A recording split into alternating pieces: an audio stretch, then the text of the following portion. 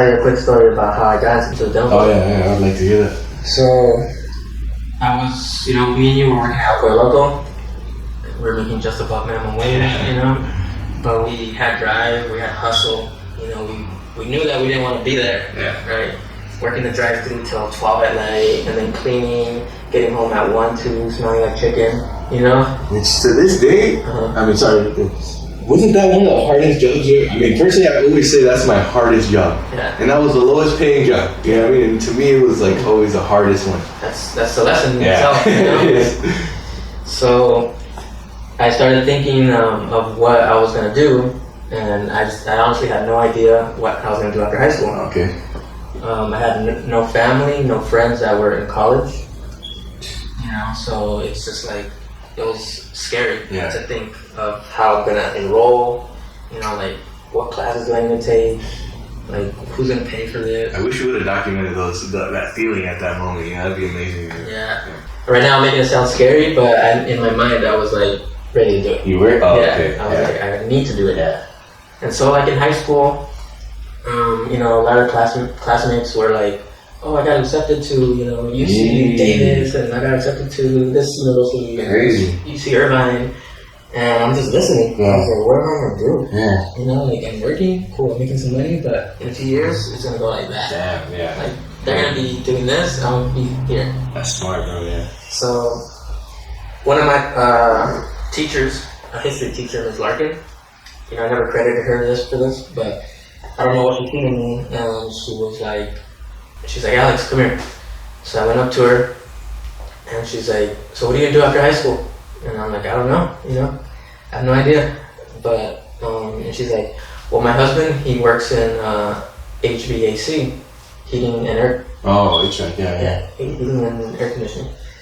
And she's like, he works on skyscrapers, and she's like, I think you should do a tech program for HVAC, and you can work with him at some point, He'll take you under his wing. And I don't know how she even believed in me or knew me, I just used to write my history papers, turn them in, And so I took her advice, and so I went to the career center that day and asked the lady, hey, do you have a HVAC program or anything? And she's like, no, all I have here is, let me see, she's looking and she goes, I have this one, dental assistant. And so I looked at the flyer. It's crazy how it works. I know. I looked at the flyer and it said, become an RDA in a year and make $17 an hour. Yeah, man. So, back in 2006 when we were working out for a local, we were making $750 an hour. So in my mind, I thought, hey, I could double my wage in 1 year. Yeah. I was like, this is great. And then once I start making this amount of money, I can, look at what else I want to do. We always had that entrepreneur mentality. So I was like, I can make this money, save money, and then invest it in something. My thing was always buying wholesale and selling. Oh my god. Your thing was more like services, concerts, marketing, things like that, right? And selling too, of course. But so in my mind, I was thinking I could buy bulk stuff and sell it. Always, bro. You were always doing that. And so even shoes for crews, right? Shoes for crews. Yeah, it was selling out the trunk of his car, bro. Hey, I got these. Yeah. Yeah. So working out for a local, we had to wear the non-slip shoes for crews. Yeah. Ran into a guy that had truckloads of them. I was like, how much for 100 pairs? He gave me a price, and I was like, there you go. Yeah, man. About 100 pairs. I tried to guess the sizes. Yeah. I was like, all right. I know I walked around with a shoe 2 sizes bigger, but it worked, yeah? Yep. So I was getting them at $10 each, okay. Selling them for $25. So, it takes time to sell. It averages out, but, I made some money. Exactly. And it just most importantly, you were not scared to talk to people or pull up, And what really makes me happy is to see people happy. So, these shoes would have been $50 if they ordered them. And so when you're telling somebody, hey, I have a trunk load of these and 25, they're like, sweet.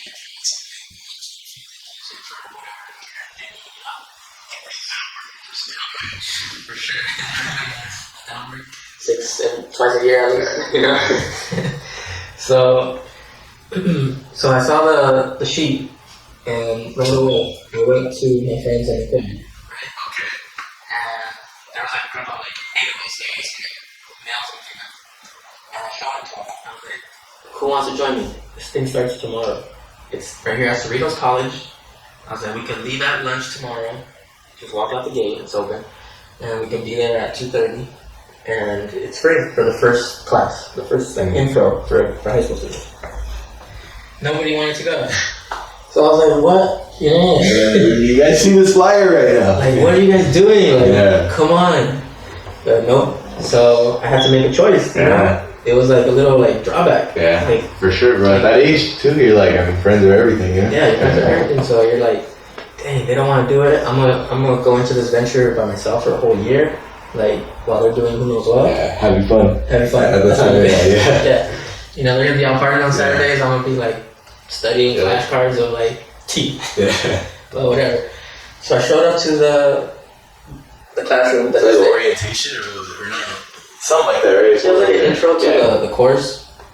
And so I walked to the college the next day, and I walked into the classroom, and the director was there with the assistant director, Miss Bailey and Miss Wadat. And they just turned and looked at me, you know, because the class had already started. Oh, you were a little late? I was a little late. I had to walk, yeah. So she goes, "Are you enrolled?" And I'm like, "No." She's like, "Oh, well, so she goes outside and talks to me. She's like, "Well, you're not enrolled?" "No, not yet." She's like, "Well, you just have to go to the admissions and enroll yourself." And I was like, "Where's the admissions?" I didn't know anything. I don't know anything. Walking on a big campus, that's... Bro, probably part of you used to like high school. Yeah. You go to a college, it's like, yeah. You know? Yep. And so I get there, and she's the kindest person in the world. She walks with me to admissions. What? Yeah. Wow. So along the way, you don't get that anymore, bro. You don't get that. There. I'll see you back here. I'll draw you a map. If you're lucky, a map, Yeah. So, or they'll be like, "Oh, you're not serious about this?" Well, you were late. Yeah. You're not registered. You missed your chance. Yeah. But hey, something bigger. Know that you were supposed to be in that field, bro. Yeah. So she walked me there. Along the way, we're talking, you know, and so she helped me enroll. We came back to the classroom for the last few minutes, and I got to listen a little bit about dentistry at that moment, you know, and it just like snapped. Like I was like, I like this. I like what they can do. I like working with my hands. I like helping people. I'm just like a perfect.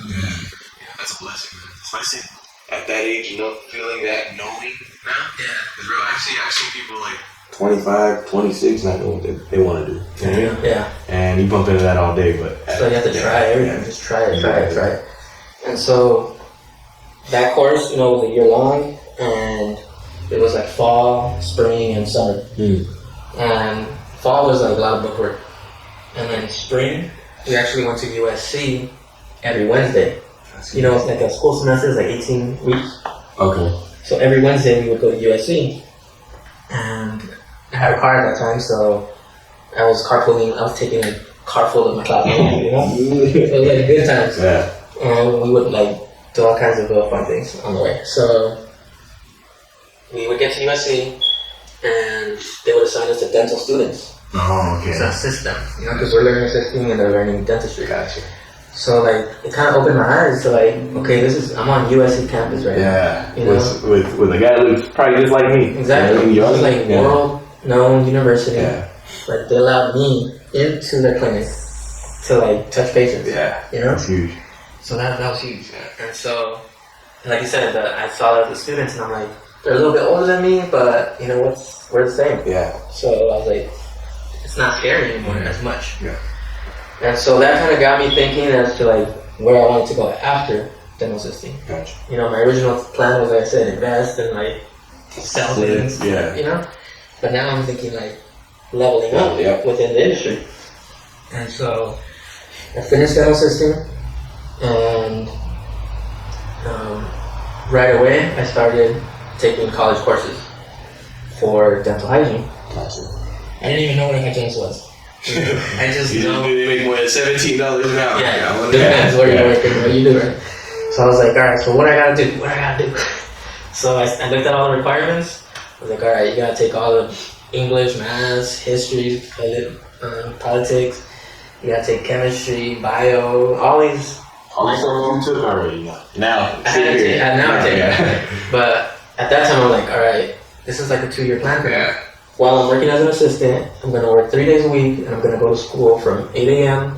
to whenever, like Tuesdays and Thursdays, and I'm gonna knock all these classes out. And so that's what I did. Every semester, I knocked out 2-3 classes. If I could take a class online, I would. That way, I could just do that at home. And at that time, unfortunately, I was getting financial aid, so that was helping me a lot. And I was working, paying for my own clothes, my own bills. You know, I didn't want to borrow money from my parents, my mom especially, being a single mother. Yeah. And so, eventually, in 2011, I finished my courses, and I was ready to apply to hygiene school. Okay. Which seems like, all right, I'm gonna apply. I'm gonna get in. This was 2011. 2011. Feels like just yesterday. It does. And so I applied to about 5 hygiene schools, and I got denied.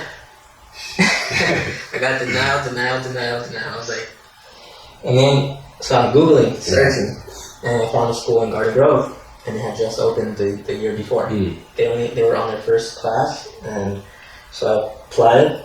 And they said, wow, you're done with everything, you're ready to go. Wow. They're like, just come in, take an entrance exam. We're going to evaluate you on that, and we're going to let you know. So all these classes were fresh in my mind. And so fortunately, I was able to do really well on the exam. They were like impressed. You know, like, almost 100%. Dang. Also being an RDA helped, dental assistant. You know, gives you like points system to get in. Oh, it does? Okay. Yeah, so I had working experience, RDA. And I remember when we started that program too, there's people that didn't know nothing about dentistry at all, right? Yeah. And like, I'm here. Yeah. I have money. Yeah. Or whatever. It was a private school, Yeah. so it was more pricey. Yeah. So, a couple weeks later, I got the letter in the mail. You've been accepted. If you want to start, December 11th, 2011. So I was like, dang, my whole world just, you know? I was like, this is like 2 months away. Yeah. You know, I have like $2,000 saved up. And I know I want this, and I know this is my only shot. Yeah. Right? And I might get this opportunity again. That's it. So I go to, you know, the first person that, you know, gives me advice is my mom. Oh, okay. I tell her, and she's just like, if you want to do it, do it. She's like, I'll support you, you know, I'll try my best to, you know, keep everything good financially, right? And so, talked to my other friends, spoke to you, you know? Yeah. I'm like, bro, what do you think? You're like, do it, bro. Everybody told me to do it. And I'm just thinking, I was like, damn, I'm going to get into it, you know? But fortunately, you know, I did it. And I finished in 2013.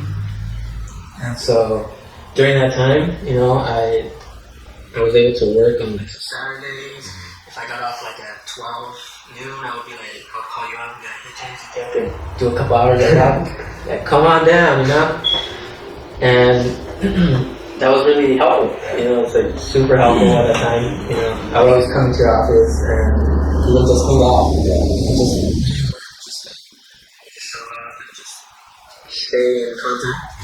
Talk about dentistry. I'll tell you what I'm learning. You tell me what you're learning. So that's like really, you know, motivational. So I surrounded myself with a lot of people that motivate me. Yeah. And so, yeah, so I finished hygiene in 2013. And Well, see, just real quick, that's a good learning lesson right there. yeah. You said at first that fear you had, right? Yeah. Of like that, how much is it gonna be or whatnot. Yeah. Looking at it now, probably paid off already, right? Yeah. Okay. So I always see that too as in, like, look, I mean, if you get stuck thinking about what it's gonna cost or whatever, Yeah. instead of looking at the reward it could possibly bring, which Yeah. it did, in a sense, this just shows, I mean, it's gonna end up working out at the end no matter what. Yeah. If you pick the right career as you obviously did, yeah. For sure. Yeah, that's something that people need to like get over that fear. Yeah. I was listening to a Will Smith interview the other day, and he talked about his fear of skydiving. Oh yeah, He that talked was a about- great interview, yeah. He talked about that one, and I actually seen him live do that interview Oh, you did? at a dental convention that I went to in Las Vegas. Wow. they had him as a guest, and he talked about, that was the first time I heard it, so it was even more special. Gotcha. You know, because it's the first time I heard it, he's right there in front of me, and he animates it so well. Yeah. And I mean, I've gone skydiving, so I could totally relate to him. Okay. You know, I could relate to him, and it was just so motivational.